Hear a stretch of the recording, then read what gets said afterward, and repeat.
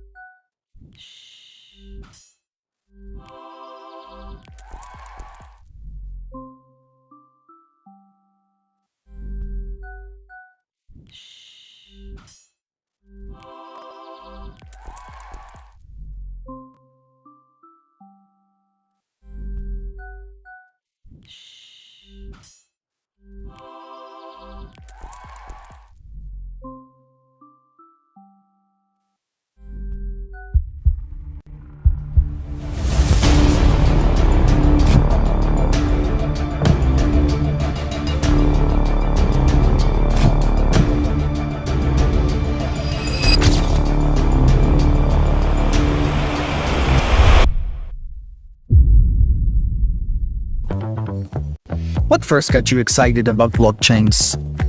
Think about it. Oh wait. I bet it wasn't multi-million-dollar hacks, exposed data, or finding somewhere safe to store your seed phrase. Was it? Maybe it was the idea of decentralizing a broken financial system. Maybe it was imagining a world where people own their own data and get to sharing the value it creates. Or maybe it was the promise of a fundamentally better way of connecting, communicating, and transacting. The next phase of the internet that empowers us instead of exploiting us. So why hasn't that happened yet? Why are we still living with the same broken system that blockchains promise to fix? It's because blockchains can't keep a secret. Enabling open, transparent systems was only the first half of the challenge. For blockchains to really change the world, they also have to be able to protect our sensitive data when it matters. And that's why we built Midnight, to bring down the final barrier to mass adoption and unlock the full potential of the decentralized web. Let's build the internet we deserve, together.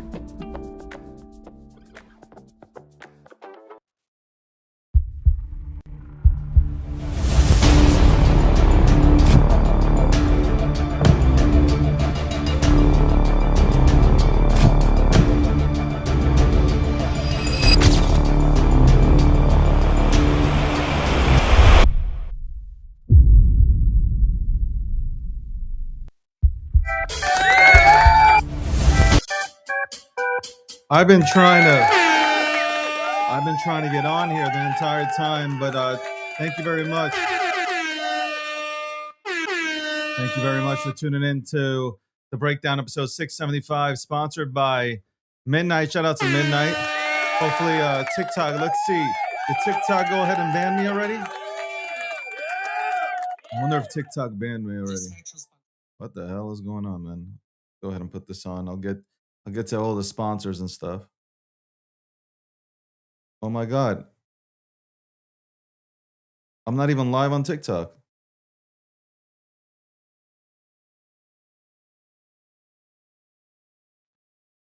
Hold on. Am I not live on TikTok?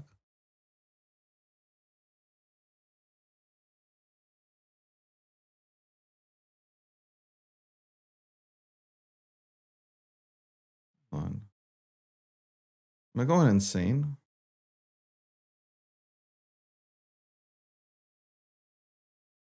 Oh my god.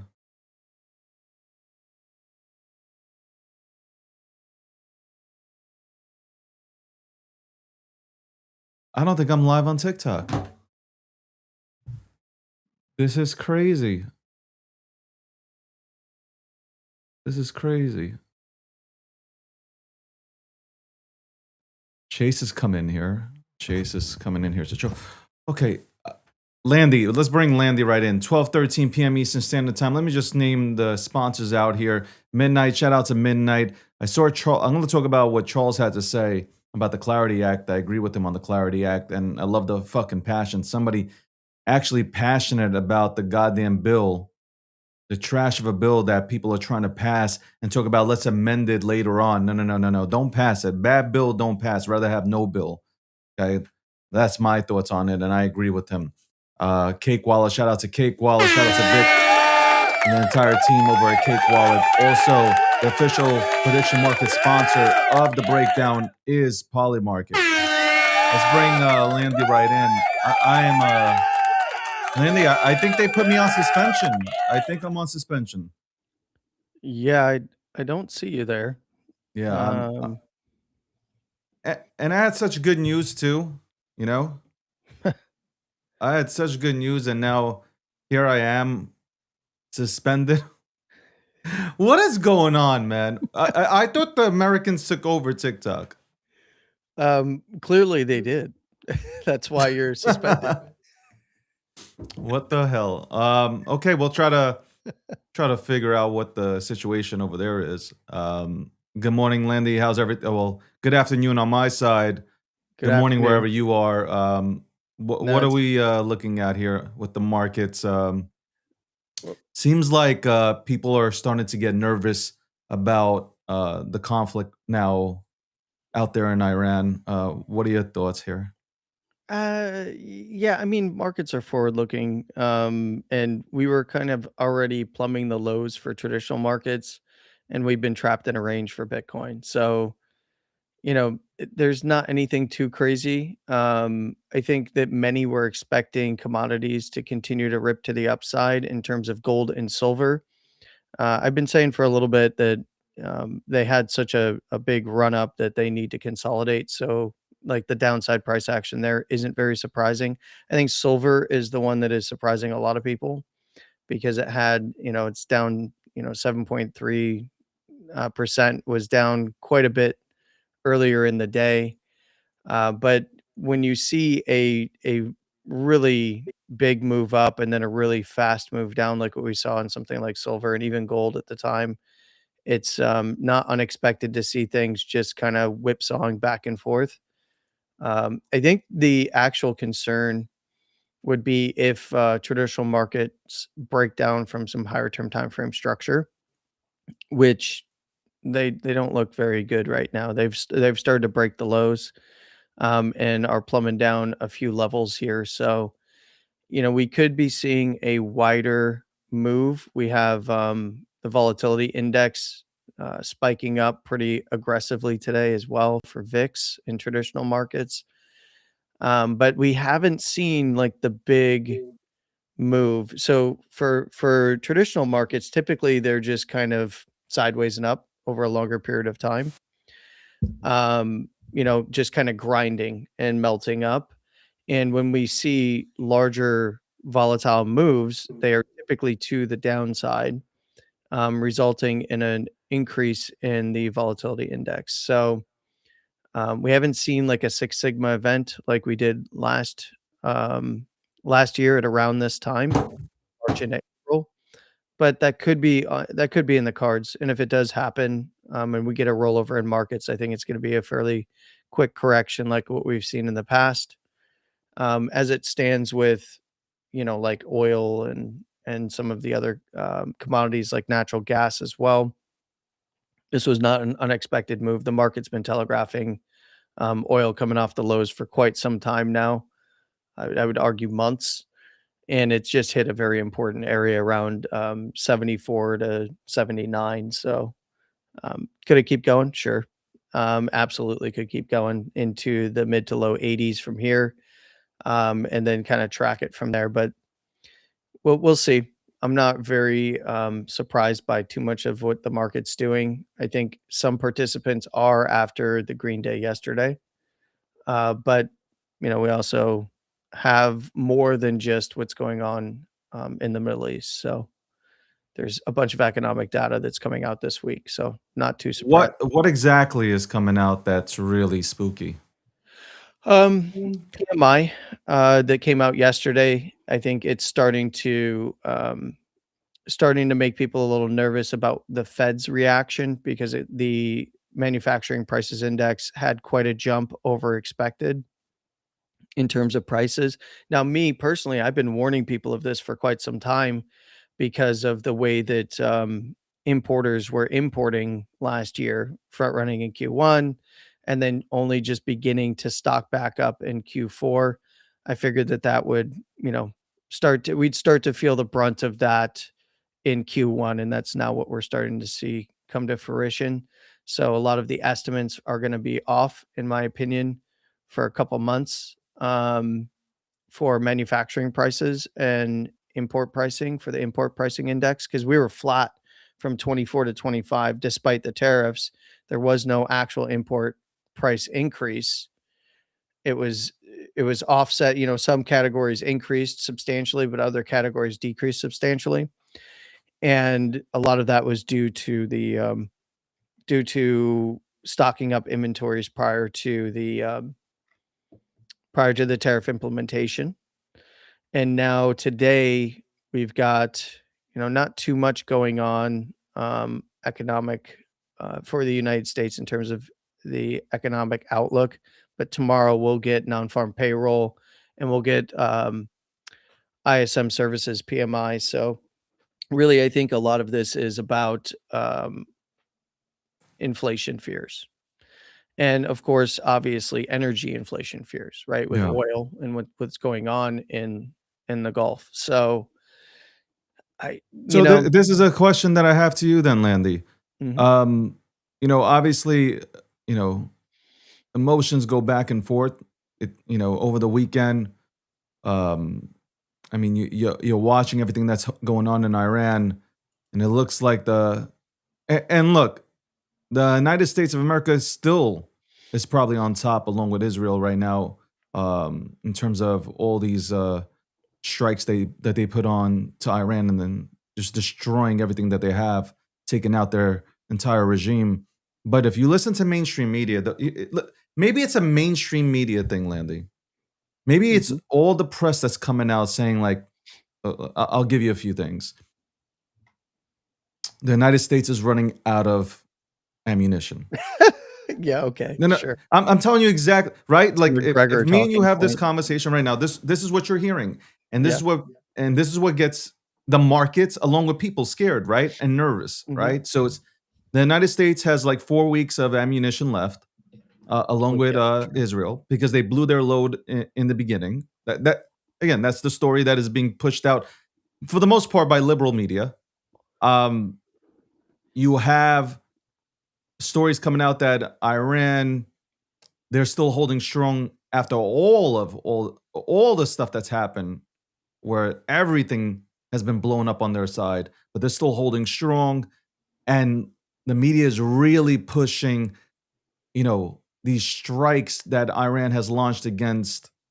It's not against just military bases; it's against civilians, in other countries, in other countries Yep. in general. So, and then you have these stories coming out that, for one, Saudi. So now the Middle East wants to go to war with America to take out Iran, and then you have another side of the media saying, no, no, no, no, no.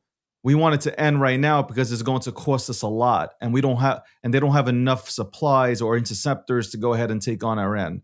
So all these stories that are being thrown out there to the general public, it's really confusing. The only thing that you can do is believe the leaders of the United States of America. Like, and I know that's hard for people because people don't trust the government, but to believe that the Secretary of War came out and said, do not believe what is being said by fake news, to believe that Trump and what he said was like, and Rubio also, they said that we haven't even struck with full force.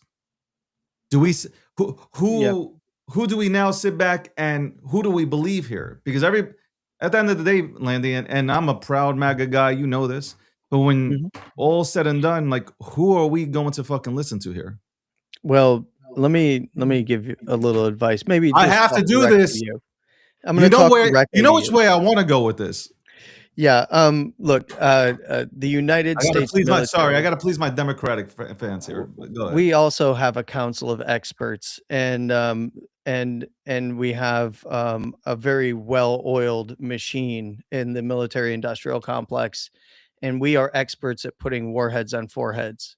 So to get out there and say like, oh yeah, well they were planning, they just decided to just drop everything all at once and not actually plan for anything long.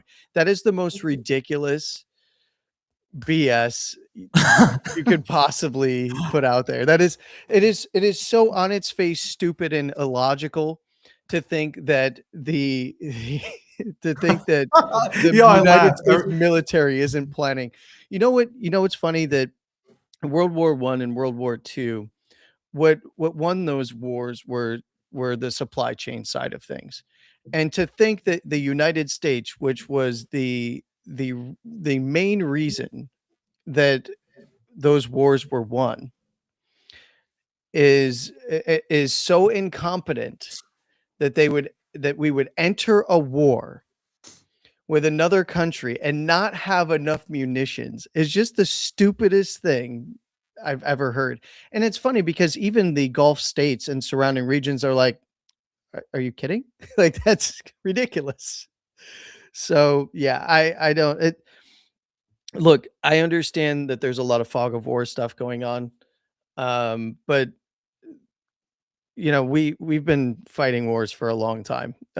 Some might even call them forever wars. And that required stocking a lot of munitions and continuing to produce a lot of munitions. And there's a lot of things that the public isn't privy to that the United States government and especially the military does, because it has to be secret. So it's not like, hey, look, we're going to go out there and give you all of our production numbers for all of our munitions so that the public and any of our enemies can estimate how long we could last in any type of a war. Can I tell you how stupid mainstream media is? Oh, yes, please. This is why and yes, it'll come out very arrogant here, but this is why I love my show. Because I at least try to present factual information here, and I love speaking my mind without my, mouth being shut, just like I would. Seriously, it's like when you would go on mainstream media, like they would shut your mouth and tell you particularly stay on one topic. Mhm. Why the fuck would Pete, Rubio, Trump tell you their game plan? It is so stupid when they ask these questions. Guys, tell us what you're about to. What the fuck are you talking about? Yeah. I love the parts where they were trying to assassinate Representative Luna on MS Dun. What the fuck is it called, that channel now? They switched up the name. MSDNC. Whatever. MSDNC, yes. She came on. They're like, you didn't alert. You guys did not alert Congress. Rubio alerted the 8, and they can't go ahead and make phone calls to all 543 reps, letting them know this shit's about to go down. Like they say, like the media is dumb. Like the media is dumb. But the sad part about this, Landy, is that people actually believe the shit that the media is spewing. They tune into this shit and they listen, and the media spins it as Trump doesn't know what he's doing. The administration doesn't know what it's doing. They put out this narrative that we've been pulled in here by Israel when Trump has been talking about this for 40 years. Go back. I can go ahead and play a video. Trump has been talking about Iran for 40 years now, talking about how to end this war, which I agree with I believe it was the Washington Post. I might be wrong. It's either the Washington Times or the Washington Post. They said this is an operation. This is an operation to end a war. That's what Trump is doing. He is ending a war that Iran has been fledging against the entire world for decades. But go ahead, Landy. 1979. I had to get that out of me because Yeah. it just gets me absolutely livid, man. Well, people don't think past the last message that was put out by the media. And in fact, during the Obama administration, the media was very clearly for strikes in other countries to eliminate the very threats that Iran was backing, right? And this has been going on for a very long time. And this is, the, anybody who is an objective observer is going to look at some of what's coming out of our own media and on social media, and understand that these are literally IRGC talking points. That they are repeating the IRGC's propaganda points, and this is where you know I think that if you are here in the United States or in any Western nation, and you are, especially here in the United States, and specifically here in the United States, and you're watching somebody that is um, making very declarative statements, looking at you, McGregor, about things, you should probably be declaring who it is that's paying you, because you're clearly in violation of FARA. So there's a lot of it going on right now too, but this is the fog of war, right? It's not war is more than just kinetic warfare. It's propaganda, and you have to propagandize on both sides in order to win the hearts and minds of the people. Because if the people turn against your conflict, you will slowly erode your ability to continue to fight. And by no measure, internationally, is Iran winning this. We have complete air dominance over Iran. You just saw this morning with the meeting of experts to pick the new Ayatollah was bombed by Israeli forces. Destroyed. Absolutely destroyed. Now, I don't care who thinks what about who right now, but what that should tell you objectively is that we have carte blanche as Israeli and United States Air Forces over their territory. That is a recipe for losing, not winning. That's not what that you're not winning a war if you have no air defenses. And air superiority is the name of the game. And for everybody that says there's no plan, all you have to do is go and look. Trump, Hegseth, Rubio have clearly laid out the phases of the plan and what their objectives are. And then talking heads get on media, both the fake right and the woke left, and even some people now exposing themselves as who their masters are in the media as well. Discussing how literally there's no plan after they just aired clips where they discuss this is the objectives of this plan. And obviously, they're not going to tell you point for point what that plan is going to be. But, in reality, there's propaganda on our side, there's propaganda on Iran's side and the Iranian state's side and the Islamic regime side. But, there is. To think that we went from Venezuela, what did Israel get us into Venezuela? Let's think about this for a moment and put on our thinking hats. Venezuela was supplying Iran, Russia, and China with various things, including oil to Russia and China, and safety for Iran's network, right? And they were taken out first. You had a fairly large cartel in Mexico where the head was taken out by Mexican special forces with United States intelligence and in play.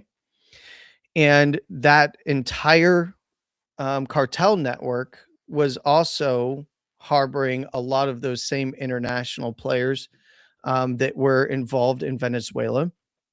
And then we immediately motored over while blocking Venezuela and playing cleanup for any of the players there, going over, going after the shadow fleet that was backed by Russia and Iran, and then parking in the Gulf right outside Iran's doorstep for months now. And then people are like, oh, there's obviously no plan. Are you kidding me? That is the dumbest thing that you could possibly that I don't care if you agree with it or disagree with it. At least use your brain. And when you see these talking heads and these pundits out there that are talking about this stuff and clearly have an objective with which way they are trying to sway you for or against, you need to think to yourself, all right, which masters do they serve and why are they trying to get me to believe something why are they trying to get me to believe not believe my lying eyes here, right? And it's just it is the most asinine of times, and part of that is because it's very easy to communicate how stupid people are through various metrics and measures, whether it be social media or mainstream media, and then have mainstream media get disseminated through social media. And that's one of the things of like, we are the news now is kind of bullshit, because that ends up being all we do is regurgitate the talking points of mainstream media news instead of actually independently thinking.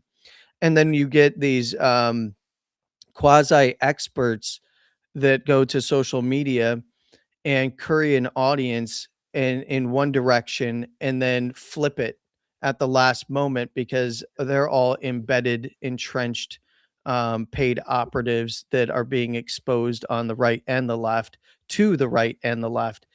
I actually had some good conversations with Democrats fairly recently as this morning.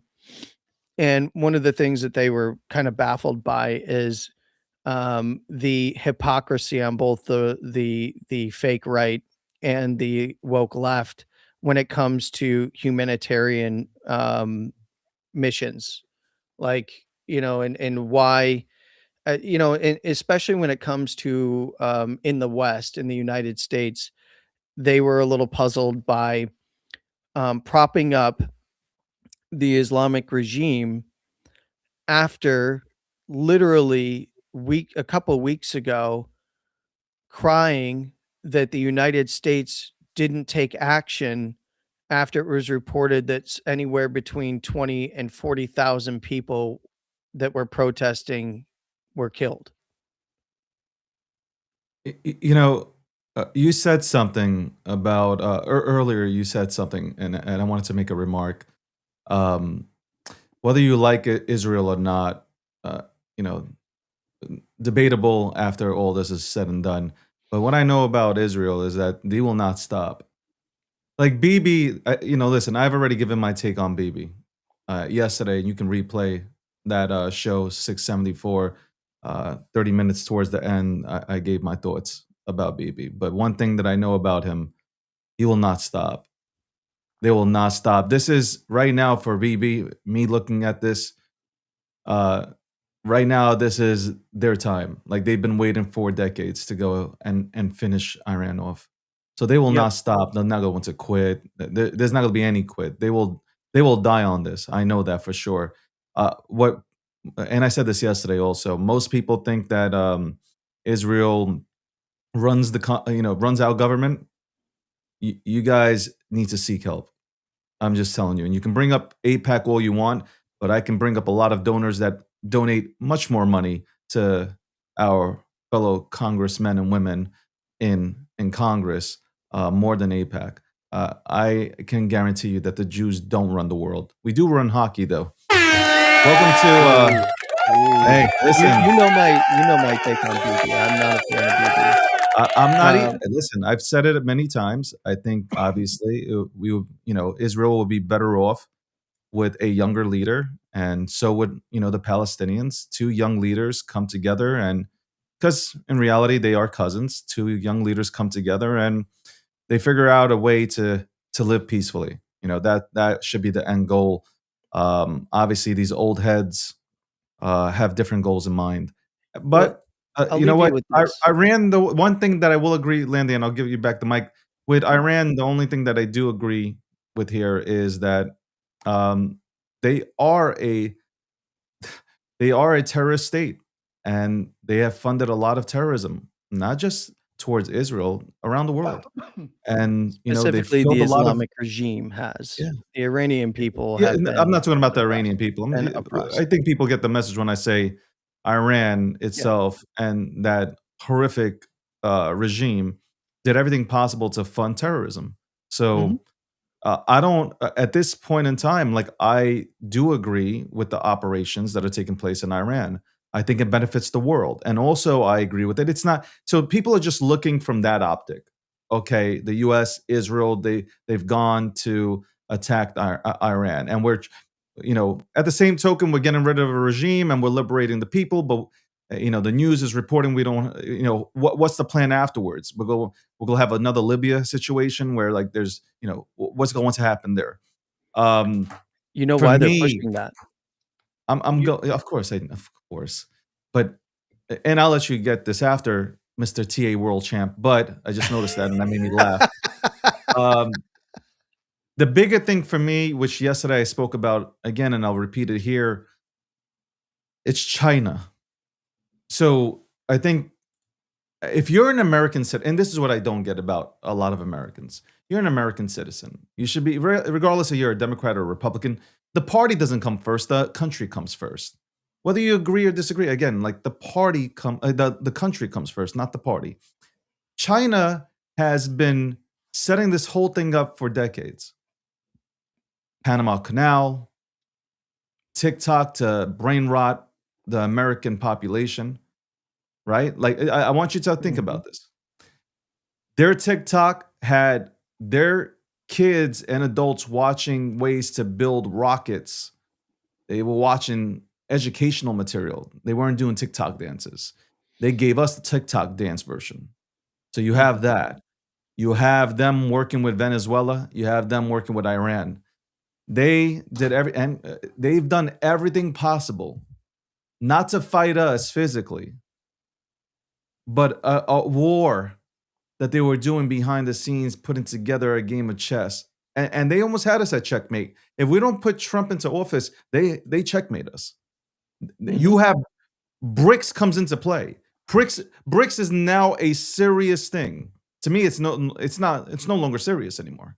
Like Trump has destroyed that. Yep. In my humble opinion, I think Trump has absolutely destroyed. There is no moving forward with BRICS. It's done. And you know what? Russia doesn't like China. Well, everybody who talks about China and Russia, Russia would love nothing more to have a relationship with the United States of America. They would love nothing more than to go ahead and be able to do business with the entire world and have their sanctions lifted. They would love nothing more than that. They don't like China. They just have no other option but to go ahead and be friends with China at this point. So that's the bigger, Landy, to me, that's the bigger story that's not talked about is China. China, Yeah. China was this close to, I hate using this word, but literally running the world. Okay. And we Yeah. were so close to losing our title as the biggest and greatest superpower in the world. Well, I mean, a lot of people don't seem to understand the link between Venezuela, Iran, Russia, China. Of course, you can throw Brazil in there. Um, they don't seem to get it. I'm looking in the chat. Someone clearly doesn't get it. China, what? Well, because who do you think was flying in those fancy radars to detect stealth aircraft? Who do you think was bringing that in? Shipping it into Landy, Venezuela and are then we going flying it to into did we all Iran? forget?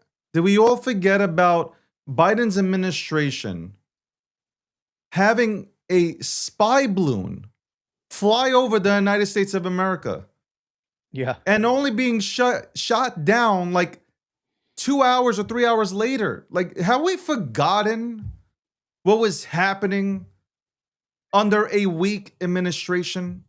People have the memory of gnat flies, right? Like this is what's interesting to me, more interesting to me about this is you can see on the geopolitical stage how this all went down, right? Who is supporting the United States and Israel in the conflict in Iran? It's the Gulf states. You know, at one point, and what did Europe try to do right at the very beginning? Oh, we're not involved. They threw their hands up. They're not involved. You know why they don't want to be involved? Because they have been behind perpetuating a lot of what has been happening on the global stage in the Middle East for so long that if it ends, so does the gravy train. And you know, it was very, very clear when Trump took his team to Davos, and they said that the old world order is dead. What they were saying, right? We're not going to be subject to what Europe wants us to do. We're acting in our own interests and we will form our own alliances. And that is within the Gulf states. And you can clearly see that the way that this is shaping up right now is that, and even from what the administration has put out there thus far, is this is shaping up to have the Gulf states manage their own. Once this is done, that is going to be the rise of the Middle East in terms of the Gulf state region actually controlling their own destiny. And they have not been doing so for a very long time because of interference from both the East and the West. Correct. And this, I've said this before, it's a global realignment. And this is generational, right? This is a generational global realignment, and this lines up with, you know, generational cycle theory as well. So this is not actually that surprising. I know many are, but 80 to 100-year generational cycle theory has been pointing at this type of a change for a long time. And there are, you know, there's going to be a lot of pushback from it, and we've seen a lot of pushback from our perceived allies, who, by the way, have not been very good allies for a very long time. And Yeah. Trump calling that out is what has caused the largest backlash in the West that we've seen against this administration and their policies, because we have so many international interests here in the United States in terms of funding our political machine, that the moment that you call it for what it is, you're going to receive all of the backlash. And I think that the world will wake up to this, and has been waking up to it for a long time, that this is not, we are not playing around anymore. This is not going to continue to stand. And our allies have been one of the biggest perpetual problems that we've had, and have been a problem for the Middle East, and stoked and funded and forced some of our own prior administrations to fund our own enemies, and that includes those in the Middle East and those in the East. So, you know, their only concern has been Russia, because Russia is large enough to, you know, in terms of perceived power, to invade. By the way, I want to go back to this. McGregor's the one that said Russia was going to run over Ukraine in less than 4 or 5 weeks. You talking about Conor McGregor? No, Douglas McGregor. Oh, I thought you said McGregor. I thought you said Conor Uh, McGregor. I was like, no, what?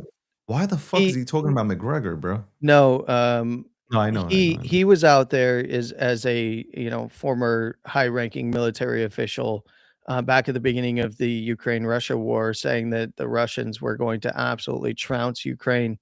Um, and then, you know, why has Ukraine been so successful in repelling Russian invasion into their country? It's because of, oh, that's right, the United States dollars that have been sent over, and all of the military equipment that was sent over. And what many people don't talk about and is never mentioned in the American media, especially, is all of the private military companies from the United States that have been operating in Ukraine for a long time now. And that is one of the reasons why Russia has not been able to establish a solid foothold there and is now going to, after Iran now, is looking to say, like, you know what? We're looking for to accept terms on this deal over here in Ukraine. And that should tell you everything you need to know. So if you're hearing all kinds of BS out there about, oh, Iran is way more powerful than the United States ever expected. Meanwhile, they're getting flattened from overhead with no air defense, no support from Russia, no support from China, just some strongly worded statements. They sound like Europeans, don't they? And then you have Russia coming to the table of, like, you know what? They're picking up the phone like, yeah, we're probably ready to deal with you on the Ukraine thing, which was already starting to happen anyway post meeting in Alaska. So yeah, that tells you everything you need to know. All you got to do is read between the lines of BS that's being put out there to look for the actual facts and use you put on your critical thinking hat and study your tinfoil hat for a moment, and you can actually accurately tell what's going on and who is lying and who is not. Other than that, you know what? It's been a great day. Yes, it has been. Landy, by the way, you can catch Landy's um, lovely breakdowns of the markets Mondays, Wednesdays, and Fridays at 8:30 p.m. Eastern Standard Time on X or on YouTube. Again, Landy's breakdowns Mondays, Wednesdays, and Fridays, 8:30 p.m. Eastern Standard Time. And also, you can catch Landy here. We will talk about crypto, but we are both extremely excited, or we get excited to talk about things other than crypto, Yep. politics being one. Yeah, it Landy, turns out that I know a little bit more than charts. just a And little bit, that ChatGPT comes in good for you. oh yeah, yeah, clearly. I did I'm that just all. I had to read the script over here. Hold on, my prompter just went out. I'm not sure what to say anymore. the one of the best guys in men's never mind, I won't say it. But one of the I was about to, but I was like, you know what? No. One of the best guys to do TA out here, Landy. Guys, give him a follow on X and also on every other social media platform. He's on TikTok. And for those who are tuning in from other channels today, because TikTok's not playing, somebody tell TikTok people that I don't know, they caught me, man. They put me on timeout or something. I don't know. Yeah, It's they weird. did. I'll have to contact them. Yo, why is it every week a social media platform puts me on timeout? This is fucking crazy. You know Land, why? It's because you brought on the men's astrology world champion. yeah. Astrology. If you guys want men's astrology, Landy is phenomenal at it. I heard tonight he's doing a special edition because the red moon or something is out, and Oh, the blood he's gonna moon. the Yes, the blood blood moon, and moon. he's gonna figure out which way Bitcoin's going. By the way, Bitcoin has been sitting in this area for it seems like for a lifetime now. Saylor has come out and said, I'm buying Bitcoin. Who's buying Bitcoin with me or some shit like that? I'm paraphrasing. Uh, Bullish again. I like when people are confident. And listen, man, that man's confident enough to buy, like, what is he at? 9% of the supply. Also, Trump. Not Trump yet. just came Not out. yet. Yeah, right. Not yet. Trump just came out and stated that he is cutting off all relationships with Spain. Trade is off with Spain. We don't need them. That's it. Bottom line. Yeah, we don't fucking need Spain. You know what? Spain, nah, shit. I ain't gonna talk shit because I might want to go out to Spain and then you're gonna arrest me and shit. But Landy, as always, thank you very much for coming on. And guys, again, tune into Landy's shows Mondays, Wednesdays, and Fridays on the G Media Network. Go ahead and catch him breaking down the goddamn markets. Landy, as always, thank you very much for participating. UTA World Champ. Thanks, David. Take care of yourself. Guys, catch him. He's going to be on 90 spaces at one time. Go ahead and catch him. Listen in. I don't know how he does it, but that's wild. Landy, everybody. Landy. Love Landy. Landy's a great guy. Landy's a great guy. I got it. Landy is a wonderful human being. He is absolutely. I'm absolutely honored to have him as a friend. That's right, honored to have him as a friend. Welcome to the Breakdown, episode 675, sponsored by Midnight. Also sponsored by Cake Wallet, and the official prediction market sponsor of the DG brand and the Breakdown is Polymarket. So.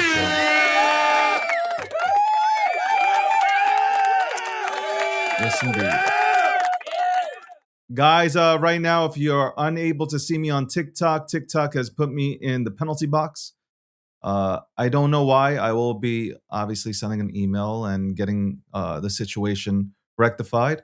It's funny, though, because I am officially, Kick contacted me and I contacted Kick. I guess we both contacted each other and we had a lot of discussions. And now I am officially verified on Kick. And I am also now a part of Kick's partnership program. So me and Kick, we're partners. We're kicking it. And I'll be doing some streams on there. I don't know if it's going to be about crypto. I don't know if it's going to be about politics. It'll be about either or trending news, but really happy. Shout out to Kick. Thank you, Kick, for thank you very much for verifying my account. And thank you very much for approving me and I guess wanting to work with me to be a part of this Kick program. That's pretty cool. So shout out to Kick.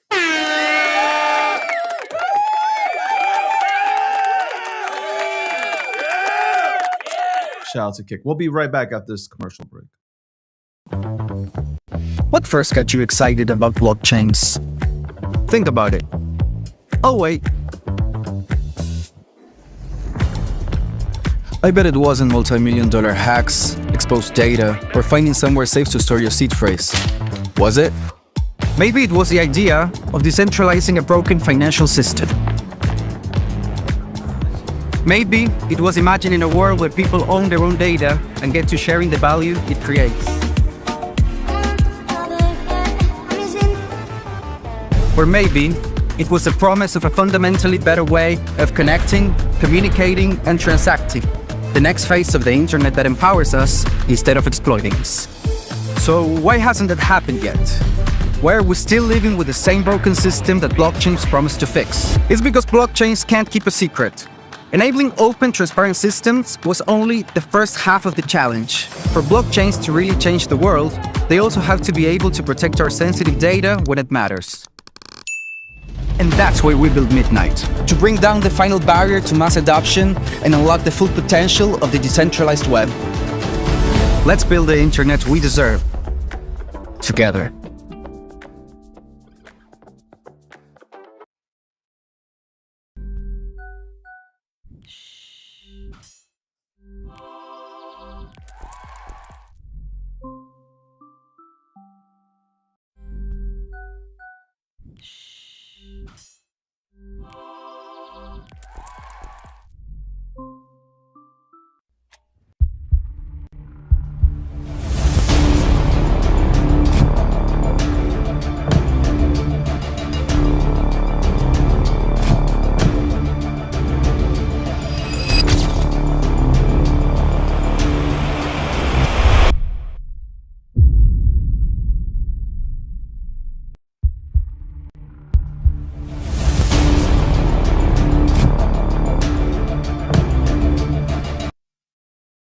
Welcome back to the Breakdown. I just want to see something real quick.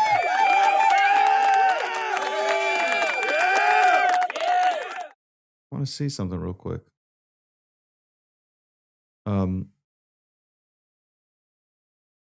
know I'm live.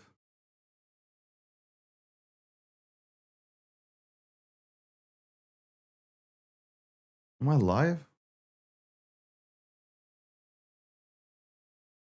I guess.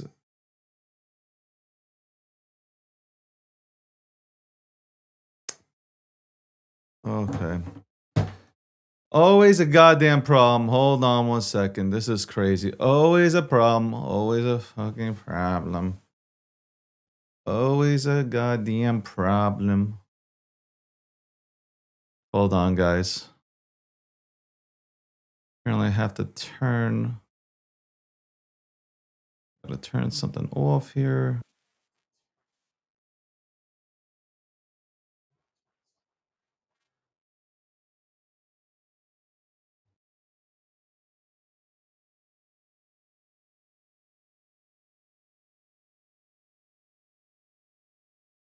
I don't even know how to do it.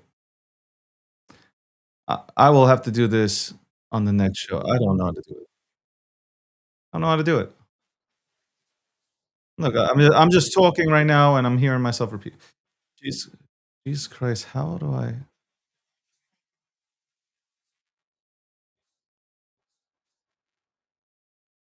Oh, holy shit! Hold on one second. What if? Because what if my TikTok account?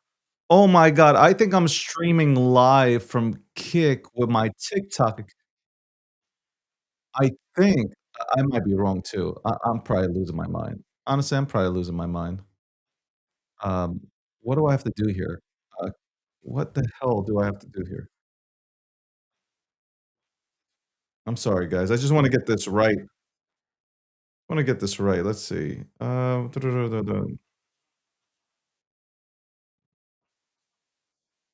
Okay, so hold on. I gotta go to something that looks like a goddamn pencil, and then uh,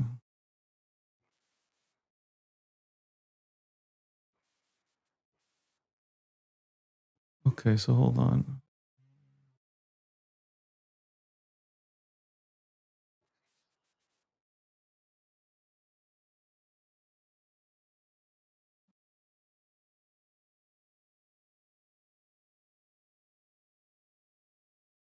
So I guess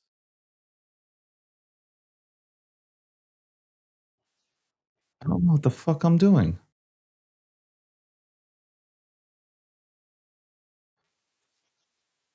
I don't know. Maybe it is. I don't know. What am I doing here? What am I doing here, man?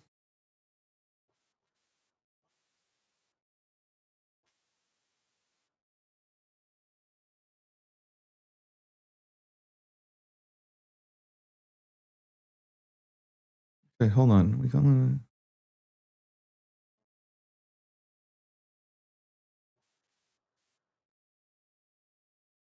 okay.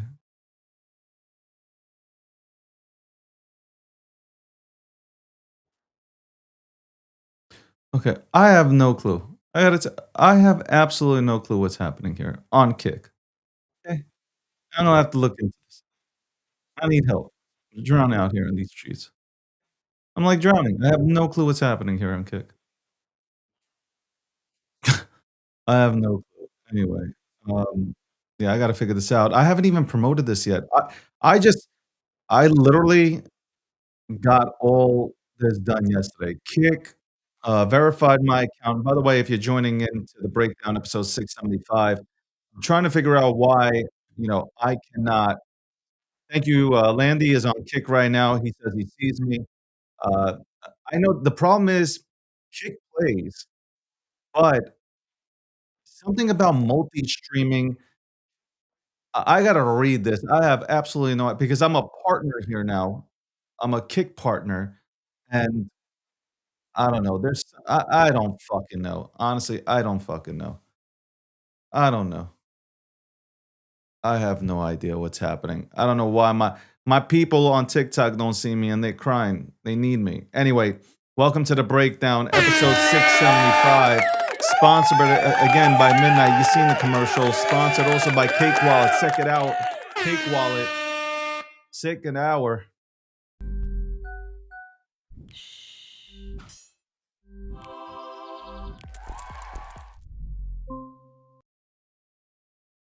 Cake Wallet again. Take a look at the wallet. Uh, secure wallet. Very secure wallet. Also, um, Polymarket. But we have already mentioned that. All right, listen. We talk about politics. We talk about crypto. You want to talk about crypto? I can lay it down. Again, choppy. Okay, we're choppy right now in the crypto world. That's really it. With choppy, you sit back. You got to look at this to see if there is an opportunity for you to get in. That's really it. There's nothing more that I could say to you. A lot of people ask me, David, what's going to happen with the memes? The real memes will survive. That's it. That's all I can tell you. The real memes, the memes that people use every single day that they don't know that are on chain, those memes will thrive. There are tons of memes. I don't want to say tons, but there's a really good selection of memes that people know and heard of. And those memes will survive. Those memes will come back. I believe that. A lot of people don't. I believe that the real memes, the teams that are continuously working on these memes, creating content, because that's what it comes down to. Creating content is what memes stand for. When you overcomplicate it and you try to build on top of a meme, you can. And in the future, I think people could, because life is a meme. Fortune 500 companies are full of memes, right? They use memes to get their message out there to the general public. Look at Geico. I mention that all the time. Geico is a meme. The gecko is a meme. Yet Geico is a multi-billion-dollar company. So when people say memes, memes are useless, memes don't do nothing for the ecosystem, they do. What you're talking about is a bunch of kids that are able to deploy contracts and they're setting people up to rug them within 13 minutes. Those are zombie tickers. I'm talking about memes, the real memes again that people use when they put comments into chats, when they put comments into posts on X. Those memes, I believe, will do absolutely great. Landy doesn't like memes, but I told Landy while we were on a phone call, I said, Landy, because Landy said, David, why do you like memes? And I told Landy, because memes bring people to this industry. The real memes brought people last cycle into this industry, and the cycle before, you can even say. They brought people into this industry, and it's the truth. Memes are way more relatable. Listen, I just talked about this on yesterday's podcast, and somebody clipped it up, and I appreciate, what's his name? Let me go ahead and give him a shout out. Let me give this guy a shout out because I think he does a tremendous job. Spoiler, his handle on X is at Spoiler Bull. He goes around clipping. I guess he goes around clipping different podcasts.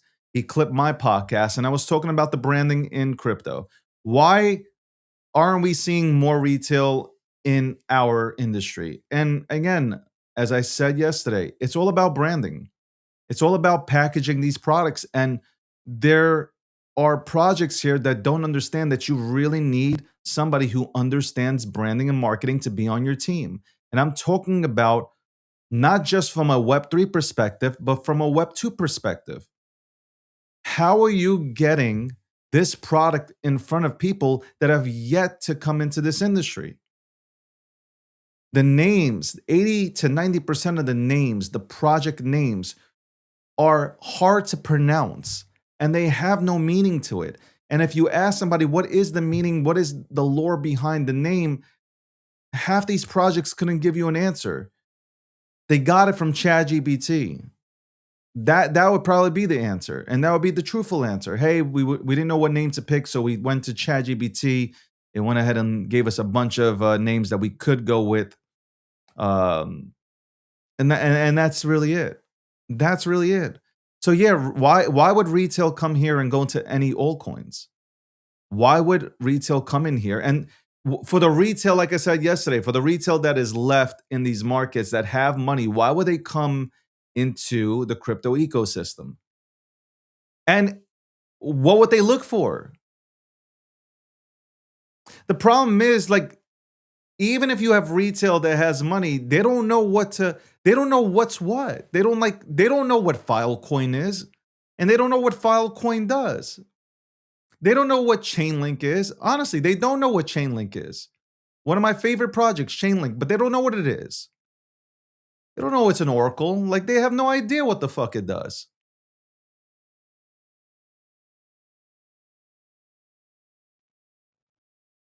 I hope nobody takes offense, but this is the truth. So it is the truth. When our industry would probably, at this very point in time, would probably be, I would think, total market cap somewhere in the 10 to $15 trillion range if we actually had more people that could package together a product and make people feel something from said part. We don't have that. Most of these projects hire a bunch of KOLs and influencers to get their message across. The KOLs and influencers don't know anything about the project. They just go onto the timeline and they scream, hey, buy this or look into this. And if you ask them, hey, why would I look into something like this? They wouldn't be able to explain it to you. Half the people here are anonymous. So you have anonymous builders. Here's a guy, J-Rock, said that memes ruined crypto, essentially. And I would disagree with you, J-Rock. Memes didn't ruin crypto. Crypto ruined crypto. That's it. And I just said it. I gave you the real reasons why we're not really running. I'm giving you legitimate reasons why we're really not going fully parabolic. Look at Bitcoin. I will give you an example.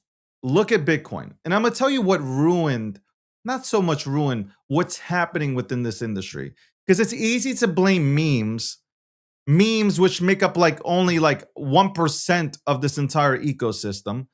Blaming memes is not it. It's the easy way out. Bitcoin ran up to $127,000.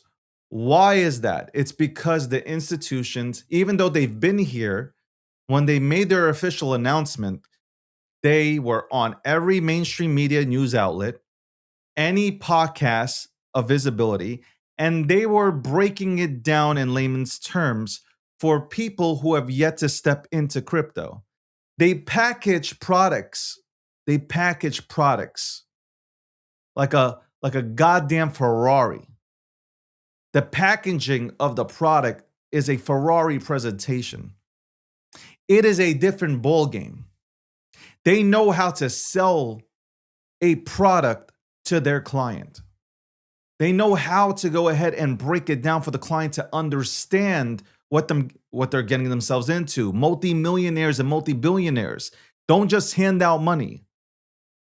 But these people know, these institutional players know how to break down these assets, especially Bitcoin. So that's why Bitcoin, to me, had a lot of success. It ran up to 127 because you had a lot of great packaging being pushed out there, and clients obviously will more so respect the opinions of the same people who told them not to buy Bitcoin rather than randoms on social media who might know more than the people that are advising these people, but ain't nobody taking advice from a goddamn frog with a dildo through his ear as his PFP. And that's the truth. So you can, like Benjamin Cohen, he was blaming memes. You can blame memes. You could do that all day long. But you know what? The meme economy, it only went to $250 billion total market cap. We hit a record high $4.2 trillion market cap. So you blaming the meme economy is just absolutely insanity. That's right. Retail, whatever's left of retail, which I still will say, I don't believe retail has come in to the market, at least not into the crypto market. They haven't come into the crypto industry. Whatever retail was left went straight into traditional markets. And that is because, I feel like I'm repetitive, but that is because they know what those products are. They wear them, they drive them. They use them. So they know these products, and it makes it easier for them to go into them. They have some sort of understanding. They don't need somebody to tell them about it. They know about it already. They don't know shit about this space. You imagine coming onto Twitter. I can't call it X. Imagine coming onto Twitter and seeing everything that's written on the timeline. If you're a multimillionaire, let's start off. You know what? Let's start. If you have money, let's say you got like 5 G's to go ahead and spend, and you come onto the timeline. You're spending money in this industry? No, you're not. No, you're not. It's not serious. It's not serious. You might go into Bitcoin, but you're not going into anything else because it's not serious. It's not serious. Now, I know people are going to twist my words. This has nothing to do with founders. Well, I should take that back. Most of the 5% of the founders has nothing to do with them. The rest of them, yes. They don't know how to brand. They don't know how to market. They know how to tell you about coding, which nobody's interested in. Nobody is interested in what code was used on Instacart, what code was used on Instagram to create the goddamn product. Nobody's interested. How do I use it? And how does it benefit me? When crypto finally understands that's what people are looking for, that's when crypto starts winning. Until then, if you just continue to go and fucking talk about your Python, nobody's gonna give a shit. So blame memes all you want. Blame memes, blame everything. Find the blame. But until that happens, until we finally figure out how to market here correctly, or until we finally hire the right people to market products, is dead in the water. Now, listen, there are projects that you'll find on LinkedIn that are branded correctly, but still the names are wacky. I got to tell you, the crypto industry has the wackiest names on the planet. In any industry, I've never seen names like this. They're not brandable names. A lot of these names aren't brandable. A lot of these names are just not, you can't brand them. If Ethereum wasn't first to market, like a lot of, I tell people about Ethereum, they don't know how to pronounce it. I have people fucking stuttering their asses off and they don't stutter.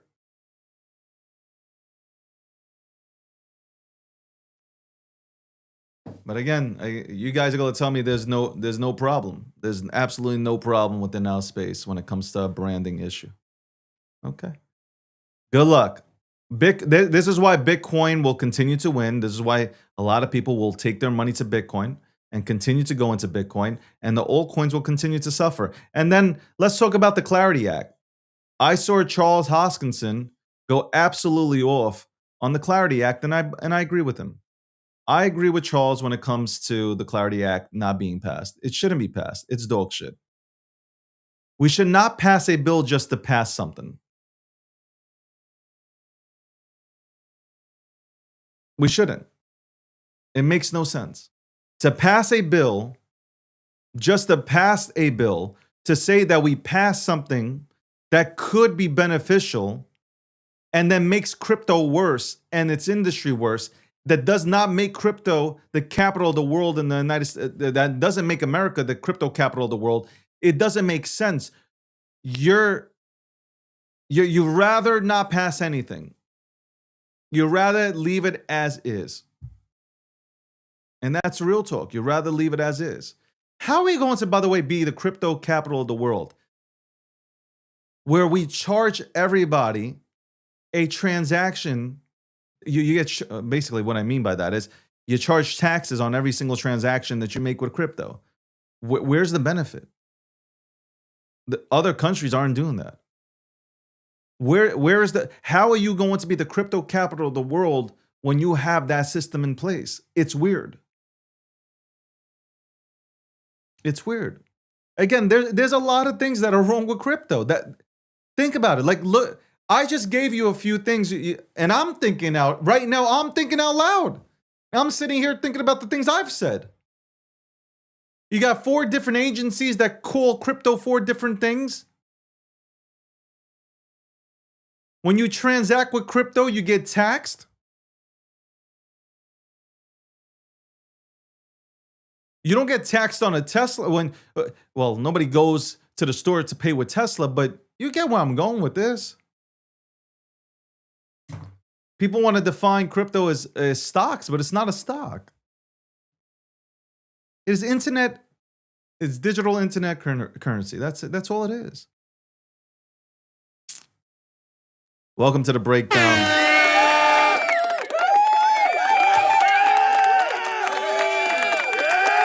Episode 675. It's the truth, man. It's sad because like this industry is great. I've been here for 10 plus years, longer than that. It's a great industry. It really is. Crypto is a phenomenal industry. It's still a baby, and you know, obviously it's going through its growing pains. And I wholeheartedly believe that within a year, 2 years, 3 years, maybe it matures, and the maturity comes from obviously the bigger players coming into the picture. So like your only choice is to front run, you know, the big players that are coming here or that are already here. That's really it. That's really it. They just have way more, you know, at the end of the day, the retail crypto head did this to themselves. You had all the time in the world to DCA into Bitcoin, into Solana, into Ethereum. I can name them all out. But, you know, you sat back and you thought you had enough time to do all this shit. And meanwhile, you didn't. And if you don't get ahead of the game right now, you'll be left behind. Like right now, Bitcoin being at $68,000, $69,000, where do you think it's going to be in the next 6 to 12 months? These are the things that you have to look at. Where are these items or assets going to be? Where are these digital assets going to be in the next 6 to 12 months? And that's how you have to assess your portfolio. A lot of you guys are sitting on dog shit. Do you finally go and swap into things that will, make you a 5x, 2 to 5x over time?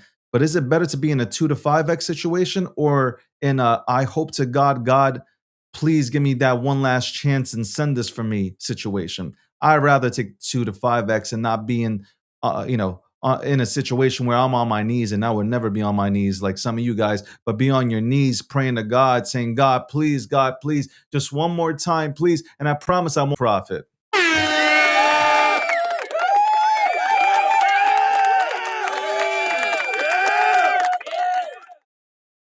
Again, Trump has cut off any sort of relationship with Spain immediately. Trading wise, it's been cut off. So Spain is no longer respected by Donald Trump after Spain said that the United States of America cannot use its bases in this operation that they're conducting on Iran with Israel. So that was a spit in the face. That was a 100% spit in the face. Earlier today, Israel did take out, apparently another bunch of. Hold on, let me read it. Let me pull it up. I got to pull it up. You know I got to pull it up. Hold on, let me see if I could pull it up. You know, right now, I got to tell you honestly, I miss my TikTok crowd. I really do. I miss the TikTokers. The TikTok crowd is great. They love me and I love them. By the way, as I'm scrolling through this,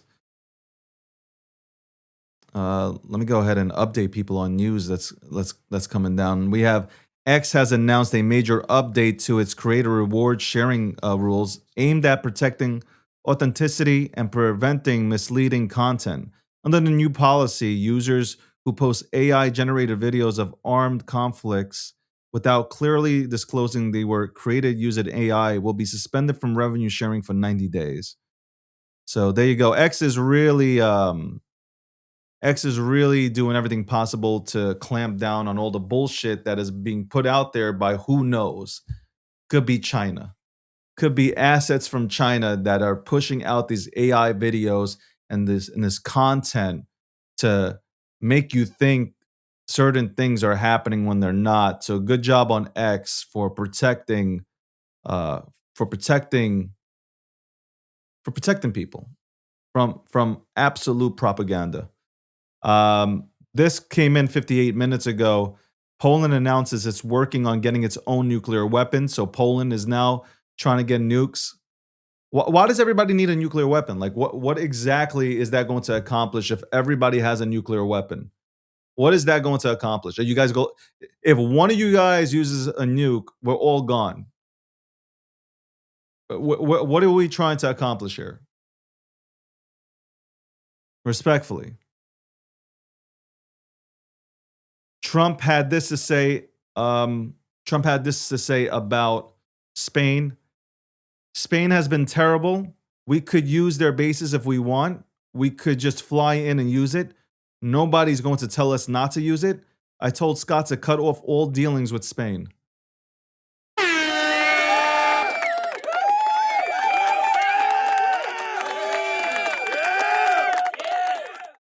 And again, President Trump has ended all trade with Spain for refusing to allow U.S. military to use its bases to attack Iran. So you got to ask your question: which side is Spain on? And I think that's easy to go ahead and figure out. They're on Iran's side. You know, it is absolutely wild. Here you have the United States of America finally being led by a real leader, real leadership, a real administration, and they are trying. They are trying. As an American, you should be absolutely thrilled. We are getting healthier again, not just from RFK Jr. I'm talking about in general. We are getting healthier as a country now. People are starting to respect us. We are destroying China's plan. China set up this probably 2 decades ago, maybe 3 decades ago, planned out a way to take over. And Trump, at the 11th hour, has dismantled everything that China has tried to go ahead and do. I said this yesterday: Panama Canal, TikTok, having that taken over by the United States of America or by a business within the United States of America. You have Venezuela, which was in bed with China and with Russia. And now you have Iran, which China's upset about it because they know that their plans are coming to an end. How is you this is what bothers me, and that's why maybe I get frustrated and sometimes I get tongue twisted because the frustration starts coming out. But as an American citizen, if you are an American citizen, how can you be upset with what's happening? Democrats for years have been begging for a president to destroy Iran and take out the goddamn regime. Democrats, the Schumers, the Pelosi's, they have gone on for decades talking about how dangerous Iran is and also how dangerous China is. And here's Trump.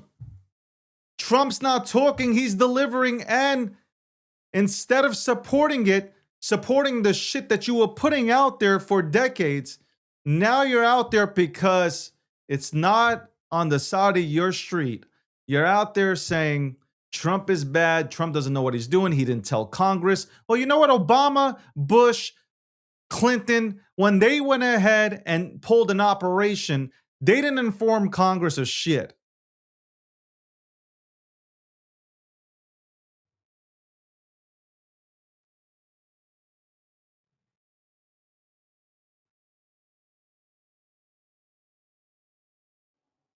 Do you understand how dangerous it is if Iran has a goddamn weapon of mass destruction? Do you know how crazy that is? They are willing to kill everybody. They are willing to take out everybody.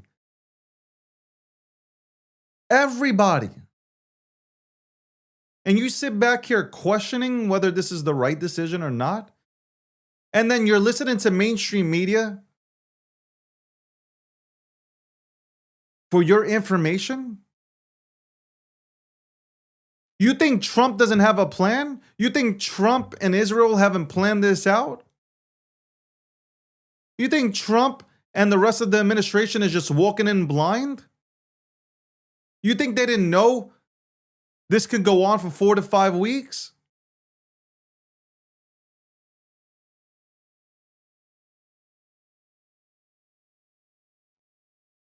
I gotta tell you, man, sometimes, but you know, I can't be disappointed because unfortunately, the brainwashing for the last few decades has been crazy.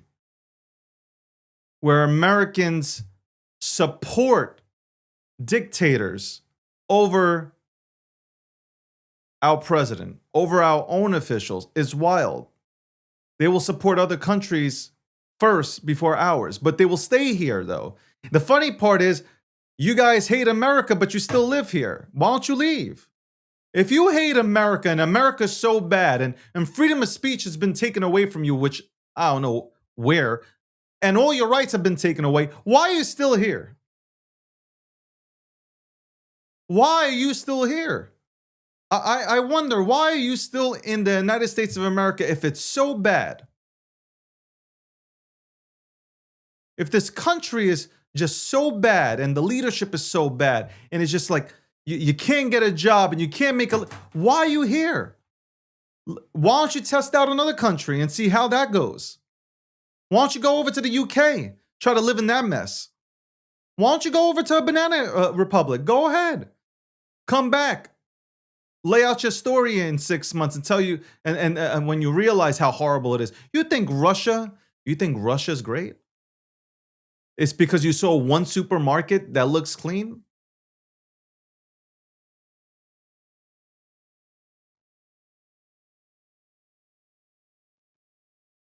You think you're scared of Russia? You think Russia can take us out? Russia can't even take out Ukraine.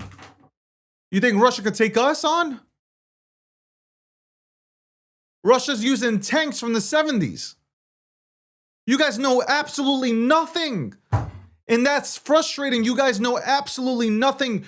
You are programmed by mainstream media and the people behind the curtain to believe shit that isn't true. You believe that China is this dominant power when they're not.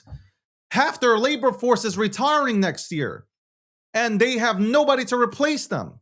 You know why? Because they banned reproduction fucking 2-3 decades ago, and they fucked themselves. Russia has no economy.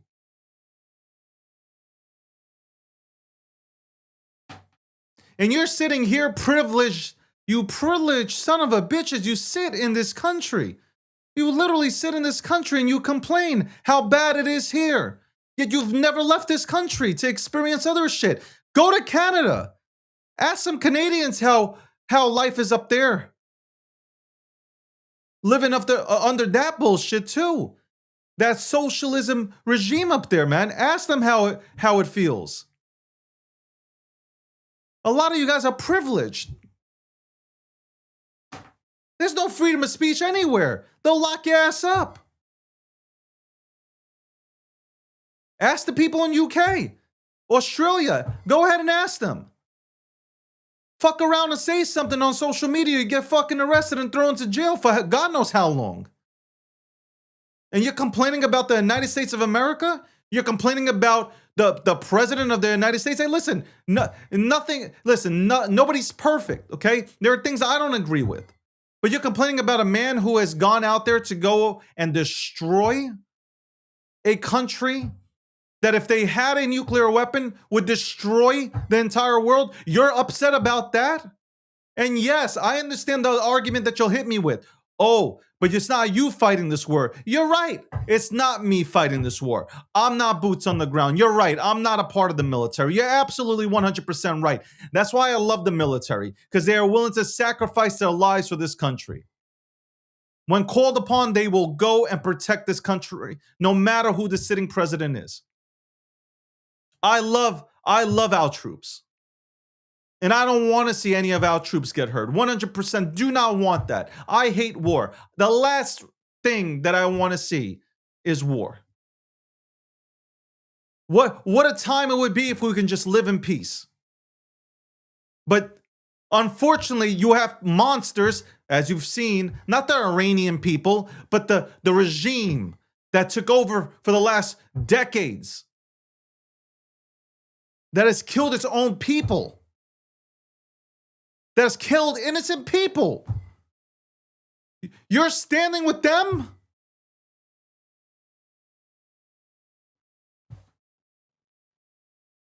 I understand Soros is paying a lot of you guys to protest, but holy shit. Maybe for 1 second, before you take that money, maybe sit back and think, man, am I doing the right thing here, man?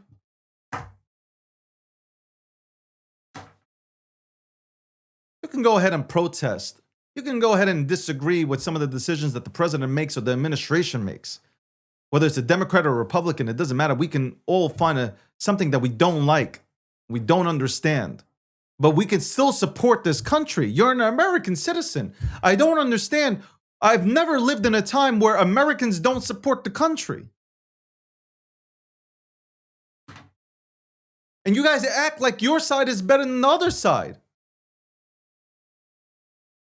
Some of these politicians are just the same. They're just wearing different colors.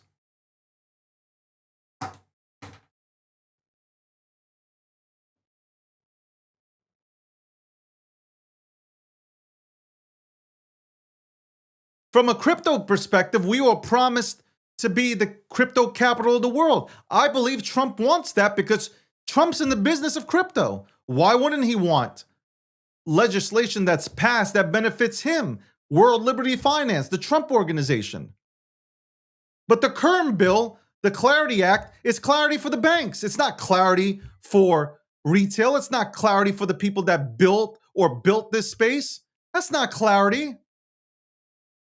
The only clarity that you get out of that bill from a retail standpoint is that you're fucked. That you can't build here. That only the banks can build. Which I've been saying that you guys were celebrating that the institutions and the banks are coming here. Everything that Satoshi Nakamoto was against, y'all were celebrating.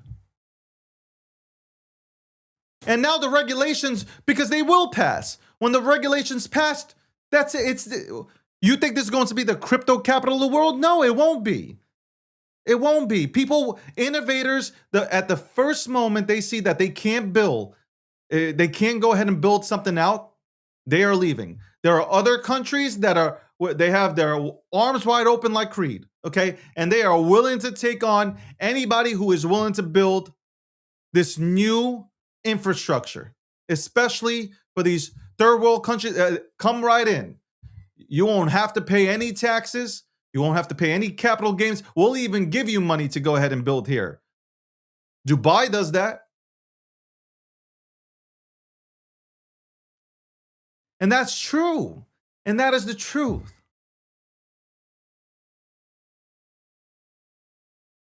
We'll be right back right after this commercial break.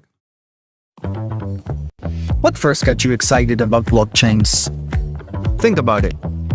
Oh wait. I bet it wasn't multi-million-dollar hacks, exposed data, or finding somewhere safe to store your seed phrase. Was it? Maybe it was the idea of decentralizing a broken financial system. Maybe it was imagining a world where people own their own data and get to sharing the value it creates. Or maybe it was the promise of a fundamentally better way of connecting, communicating, and transacting. the next phase of the internet that empowers us instead of exploiting us. So why hasn't that happened yet? Why are we still living with the same broken system that blockchains promised to fix? It's because blockchains can't keep a secret. Enabling open, transparent systems was only the first half of the challenge. For blockchains to really change the world, they also have to be able to protect our sensitive data when it matters. And that's why we built Midnight, to bring down the final barrier to mass adoption and unlock the full potential of the decentralized web. Let's build the internet we deserve, together.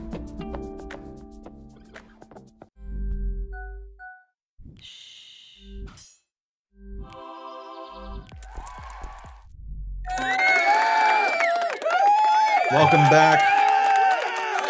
Bitter Wealth, the puppet left. He had, by the way, Landy does appear on this show at 12:15 p.m. Eastern Standard Time every single day. Obviously, we will be talking about markets.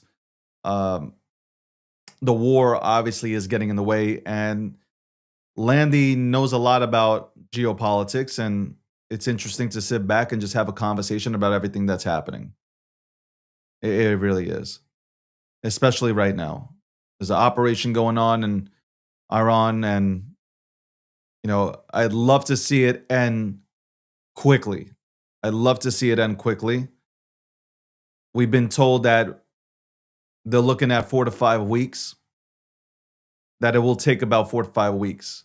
But Trump said they are prepared to go at it with them forever, which, see, I can go ahead and say, I don't like that. And I hope that the war comes to an end quickly. Okay? I hope that it comes to an end quickly. I know that we've destroyed everything there. So they're hanging on to their last leg. That's really it. That's what I believe. But who knows? Only the administration knows what's happening, not the news. All this news that's being reported to you right now from liberal mainstream media, it's all bullshit. It's absolutely all bullshit. They're making up their own narratives. They're pushing out their own narratives. But I believe Trump understands. I believe the administration understands midterms are coming. Look, Trump isn't stupid. No matter what you guys think, Trump isn't stupid and Trump isn't reckless. You might think he's reckless. He's not. He's not. He's vocal, not reckless. And this administration, I trust them. I trust them that they have a plan that they are executing, which they've already executed in the first few days, along with partnering up with Israel, which I know a lot of people don't like. And I know everybody thinks this is Israel's war, because that's the first thing we're going to do. We're going to blame everything on Israel. Every single thing that happens in your life is the fault of Israel and the Jewish people. That's right. That's what it's come down to. Currently, in this current society, everything is the fault of Israel, Israelis, and Jews, and throw in the Zionist. Okay, it's all the fault of the Jews. You might want to thank a Jew after this is over if they accomplish what they set out to. The world will be a better place for it, 100%. I agree with that.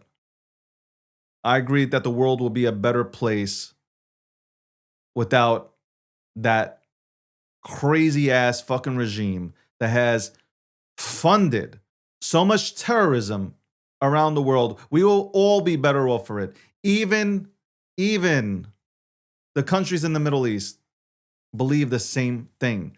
They have been living, they've said this themselves, they've been living worried about Iran developing a nuke. They've been living worried about Iran and how they fund terroristic groups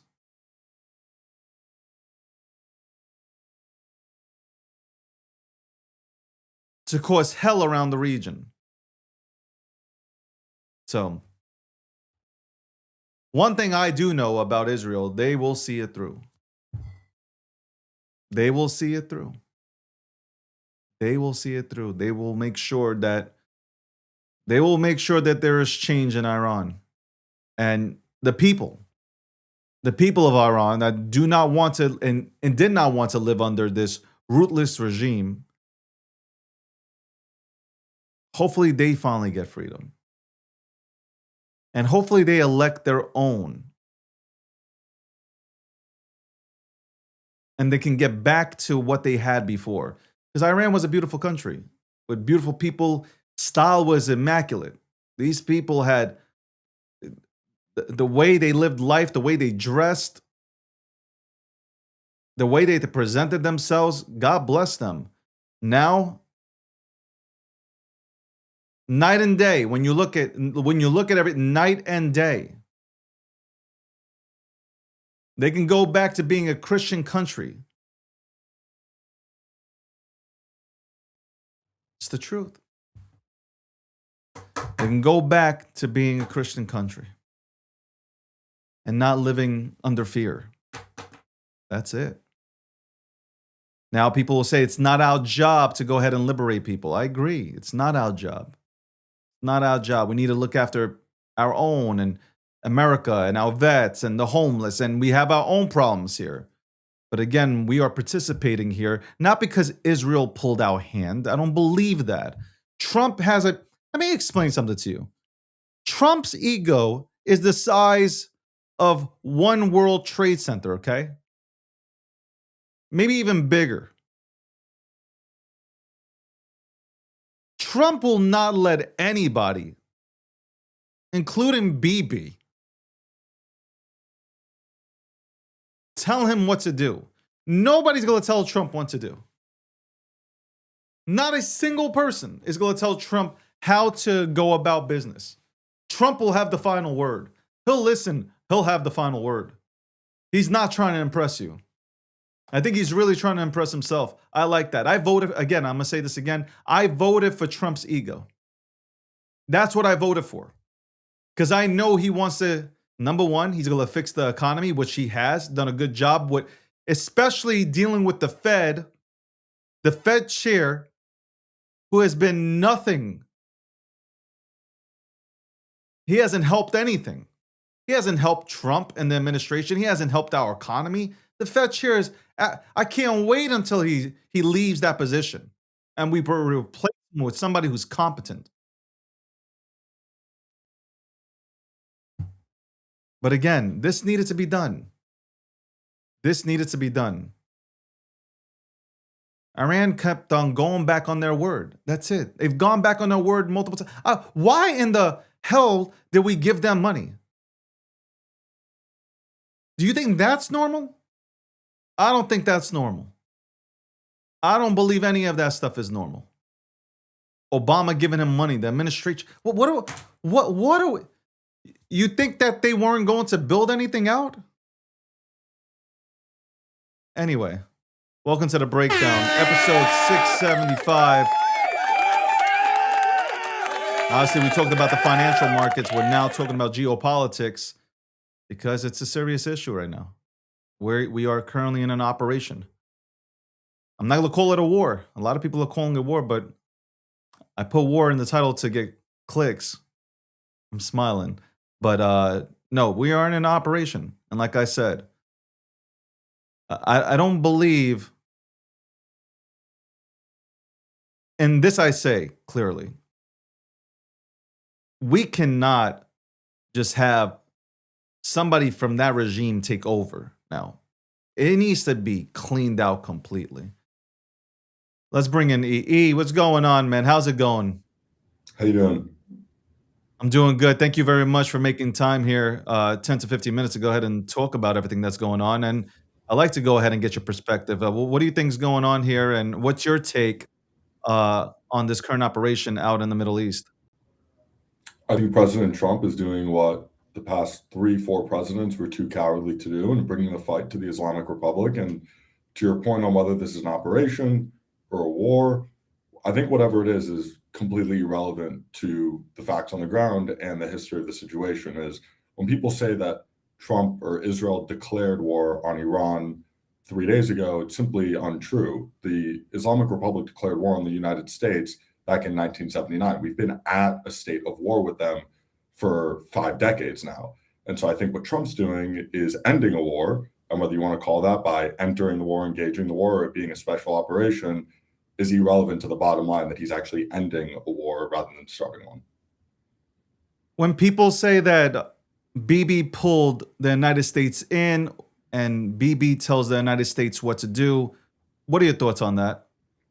There's this bizarre paradox that just because something is in the benefit of Israel means that Israel forced the United States to do it. And so, again, if you look at the history, it was actually, and I think very little people know this, Iran was one of the first countries to actually send a diplomat to Israel in 1948. And the reason that Iran hates Israel is actually much less to do with Israel, the little Satan, and much more to do with the great Satan of the United States, is that America, the CIA, was the one who rose the Shah and why the Islamic Republic actually hates the West so much. And in terms of Netanyahu forcing Trump to end the war, I just remind your audience and the world that the Islamic Republic tried to assassinate President Trump twice. President Trump doesn't like to be crossed in business deals. Now imagine if you tried to assassinate him twice. That's a good point. By the way, welcome to everybody joining in on the Breakdown episode 675. All right. Do you believe this war will be, I don't want to say war, I don't know why I go right to war, but this operation will end within the 4 to 5 weeks that Trump has outlined? Or do you think this lasts a little bit longer than that? I think it depends what we define by quote unquote ending, if that makes sense. Do I think Iran's ballistic missiles and drones will end or at least subside within the next, I think, 5 to 7 days? Yes, 100%. Do I think there won't be any limited or targeted strikes in the next 1 to 2 month period? I actually don't think so. I think there's going to be a state of intense war. And as President Trump mentioned yesterday, a little bit of an uplift in the US's strategy moving forward for the next maybe 3 to 4 days. But I think then it's going to subside significantly. Hopefully, the people will rise up just like they did in January, and then it will be much more targeted strikes in terms of subsiding or eradicating the Basij and the IRGC in very limited and targeted operations.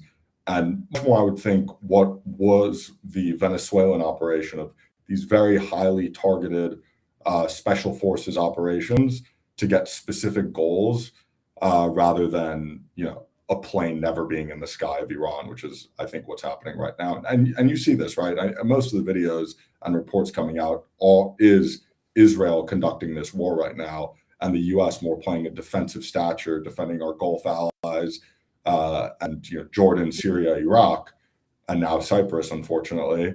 And then Israel is more of the planes over the sky with American refueling capabilities. So I think the U.S. is going to increase their air dominance actually over Iran, and then hopefully the missile launchers get completely eviscerated, and then it will go down to more of a calm lull in the war. I want to ask you this question. The people that, and obviously there's been conflict, I would say, or a war going on in Israel now, Israel, Gaza now for quite some time, obviously due to October 7, which people don't want to acknowledge, but okay, I guess. Why won't the same people that are so they care about human life, and we all care about human life. I think if you're a normal human being, you care about human life. Why don't they acknowledge the people or acknowledge the Iranians that have been killed in the last month or two for protesting for change in Iran? I think it's because people hate inconvenient truths at the end of the day, and we've seen this, I think, better than ever in the past 2.5 years, that the same people that were protesting for the Me Too movement, for BLM, for protests against Donald Trump during the 2015 race, 2016 election, with leaked audio of locker room talk, Yeah. is that these people are they have no principles, they have no morals, they have no defining truth, and so they'll go in whichever direction. I mean, I think yesterday in New York City when they were waving the Islamic Republic flag, and you saw the same people who were 2 weeks ago calling to free Palestine no longer free Iran. I think it's ironic, and I think they're sheep and cattle and useful idiots for enemies of freedom that grant them specifically freedoms in this country and around the world. Do you think Israel gains more power after this is said and done with? Because I believe the United States and Israel and whichever other allies that are participating believe they will win this operation, as I will call it. How much does Israel benefit from this? Because that's been the conversation that Tucker Carlson, I think he said, or I think it was Tucker, or I don't know who it was, but they said that Israel essentially benefits from this because they would now control the entire Middle East. I think actually Israel probably gains the least, in terms of what I would consider the Western bloc. And what I mean by that is that Israel's already the hegemonic power in the Middle East. I think Israel's biggest quote unquote adversary is not the Iranians, but rather the Turks, which have a far superior military than Iran. So I don't think Israel actually necessarily marginally benefits that much. I think the biggest winners at the end of the day are the Iranian people. I think the biggest winner is Europe, who is within range of Iran's ballistic program, as we've seen with the strikes on Cyprus. Saudi Arabia gains a huge leg up in the Middle East because they basically go from a fourth most powerful country to the third, which is a huge step up, along with kind of solidifying their grip on the Muslim world. And then I think the United States is the biggest winner, not necessarily because of personal gain to the United States, but rather in terms of the loss to America's biggest adversaries, including Russia and China. And so I think it's kind of different the way that you look at it. I think the US gains significantly, not necessarily directly, but rather through weakening our biggest adversaries.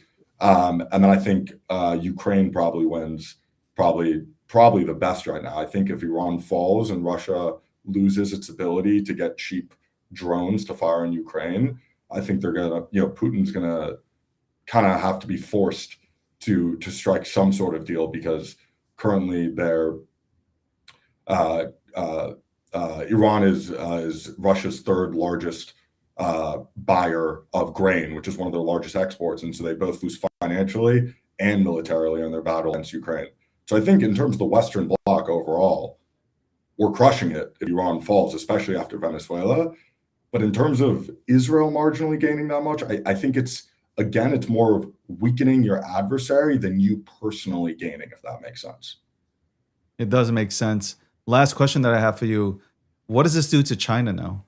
Because I believe China, they took, I guess, maybe this plan was planned out for 2 to 3 decades, and under weak leadership in the United States of America, you basically essentially saw what was happening. We were too busy fighting over pronouns, while every other, I guess, superpower was quietly moving ahead with their own goals, BRICS, and I can name tons of other things. What position now does that put China into, with Iran and obviously Venezuela being pretty much now out the picture for them? Exactly, to your point. I mean, China buys most of their oil from Iran, followed by Venezuela, and so they just lost their two biggest suppliers of oil, which is needed to continue to fuel their growing economy. And so I think China in this situation is probably the biggest loser, other than the Ayatollah, of course, who's dead. But China just lost considerably one of their most important and strategic allies. And what happened, and I think this is something that's really lost in the entire conversation, and how, with geopolitics, everything is interconnected. So when Israel gains, the US gains, maybe not directly, but indirectly. So I think a big thing is missing here is that when you think about the global system, in terms of China being the US's biggest adversary, in terms of BRICS potentially overtaking the US dollar as the standard, what is the driving forces that could topple, America's strategic that could topple America's strategic interests, and it is the price of oil going down because America is now the biggest producer of oil.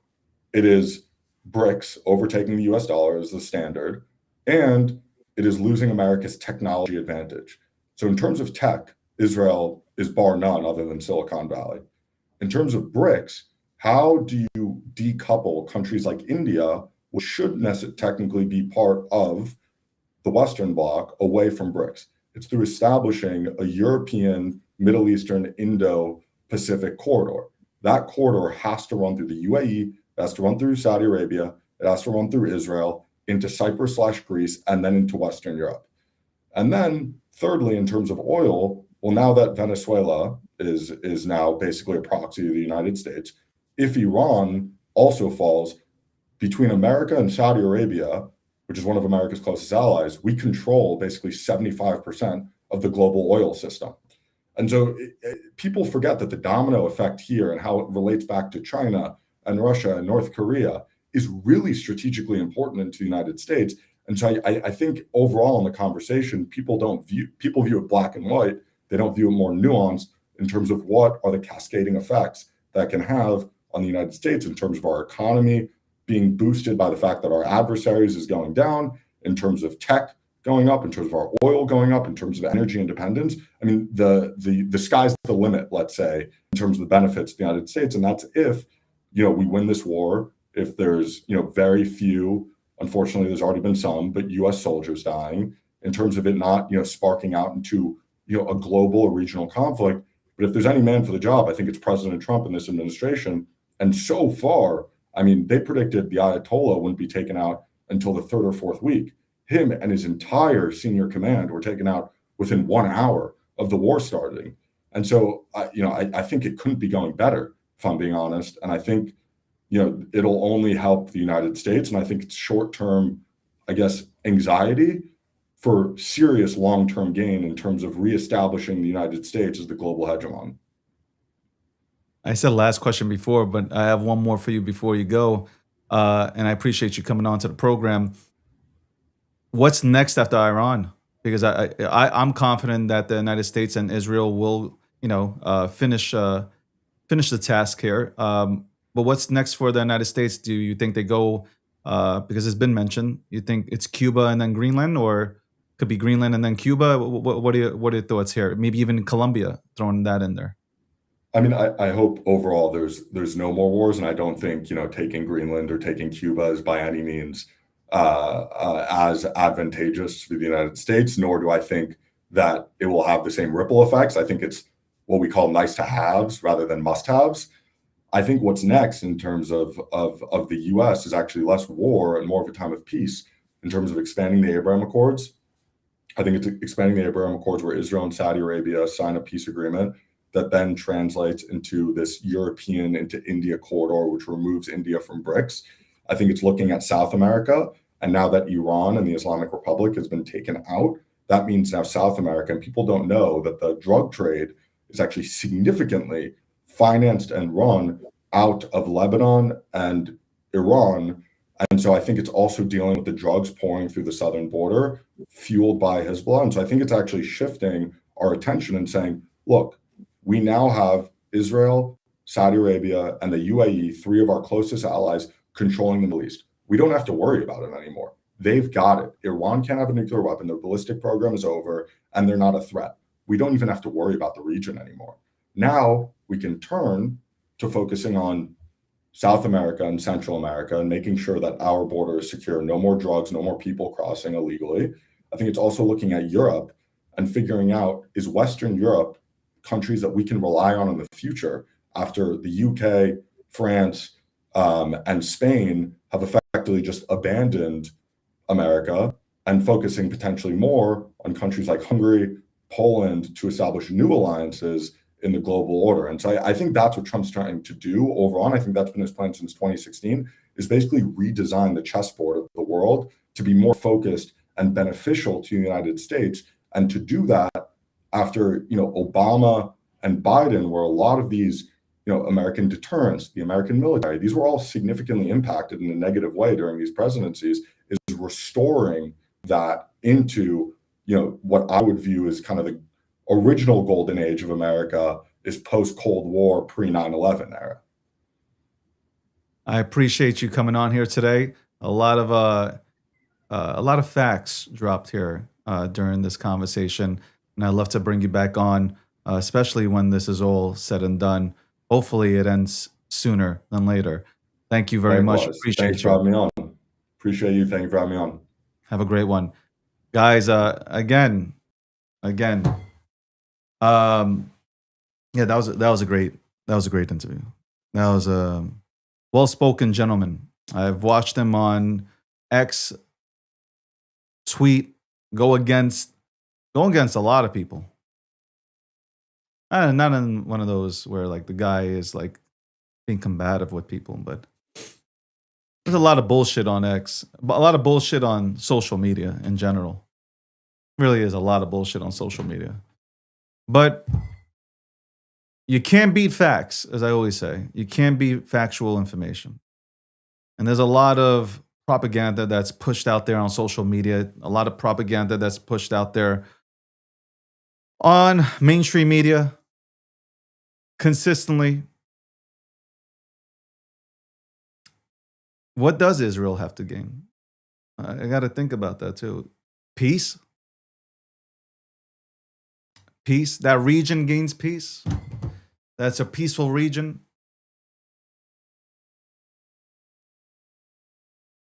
I don't know. We'll be right back after this commercial break.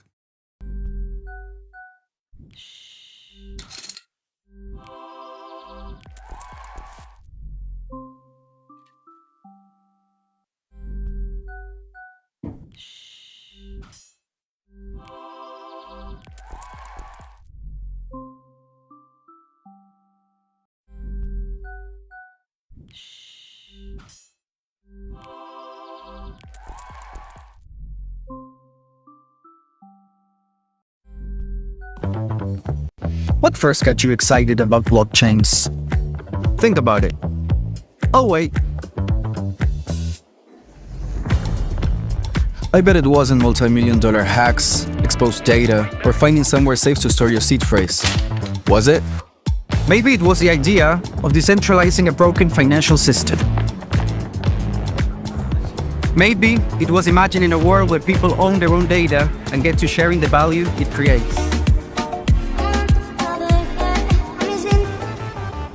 Or maybe it was the promise of a fundamentally better way of connecting, communicating, and transacting. The next phase of the internet that empowers us instead of exploiting us. So why hasn't that happened yet?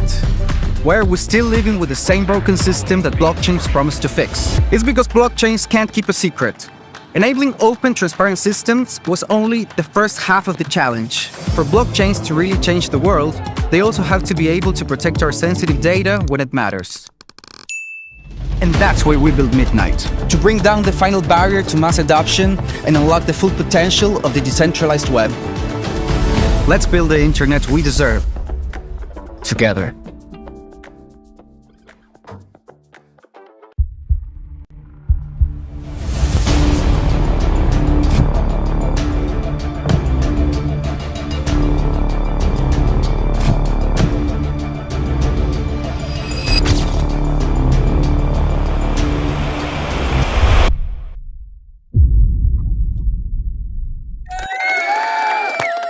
Welcome back.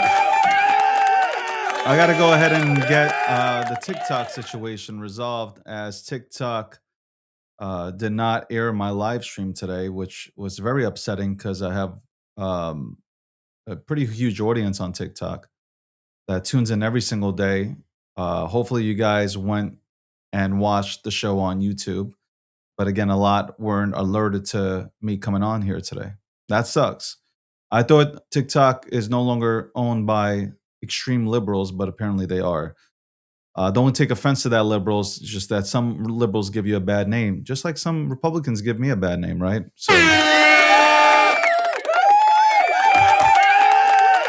it is 2:06 p.m. Eastern Standard Time. You are tuned into the Breakdown, episode 675. We've been talking about politics the entire day because, well, I mean, there was a short session there where I talked about crypto for 30 to 35 minutes. Talked about everything that's happening within our ecosystem. I'm disappointed with it because we're just giving the keys back to the same people that put us in the previous position of just being good enough to work a certain job and get your little titles and then retire and die. And crypto, here's crypto, Satoshi Nakamoto, whoever you guys want to guess who he or she or them are. And that's not me giving out pronouns. That's just me saying it could be a group, it could be a woman, it could be a man who created Bitcoin, helped create this great ecosystem for the people, for Main Street, not Wall Street. And all we're doing now is we've taken our sweet ass time to actually create and brand products to the masses. So now you have the institutional players come in, taking our shit, and they're really close to just controlling everything. So congratulations. I hope, I've said this before, I hope everybody steps up to the plate. I hope people within the crypto ecosystem realize how important it is. We are in the 11th hour. So you're either going to build something that's phenomenal and brand it properly, hire the proper brand people to brand it, hire the proper marketing department to market it, hire the right PR staff, comms, to go ahead and put the message out there. Or you can front run the institutions and not sell, just hold and wait, because ultimately Bitcoin will hit 1 million. Ultimately, Ethereum will do numbers. Solana will do numbers. A lot of these things will do numbers. A lot of them will die. Make no doubt about that. A lot of old coins will never break the all-time highs again. But a lot of them will also. Identify which ones will. Identify the ones that will. I usually have a quote. Maybe I should go ahead and give you guys a quote. Quote of the day. Maybe I should. Maybe I should. Let's do it. Let's do it. By the way, again, big news. Verified on Kick. I'll be doing some streams on Kick as well. And also shout out to Kick. A Kick partner now.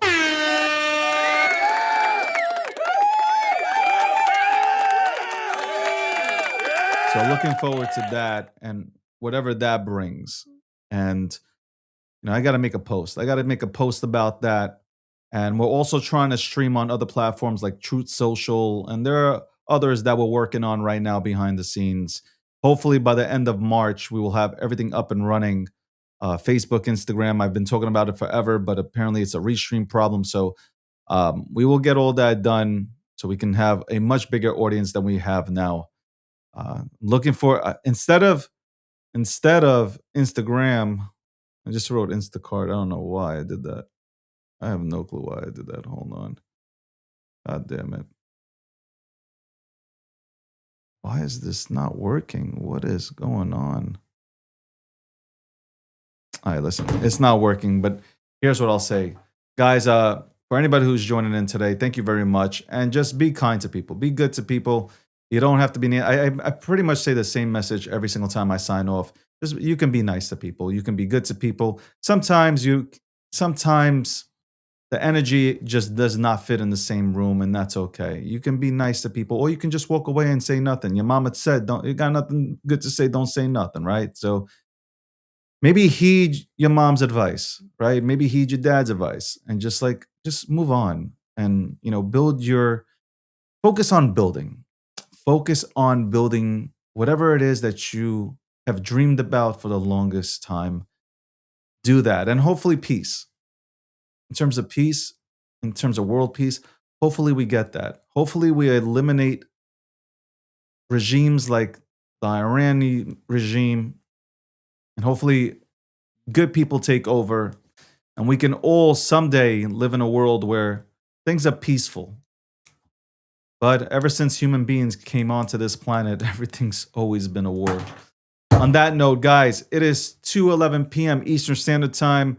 You've tuned into the Breakdown, episode 675.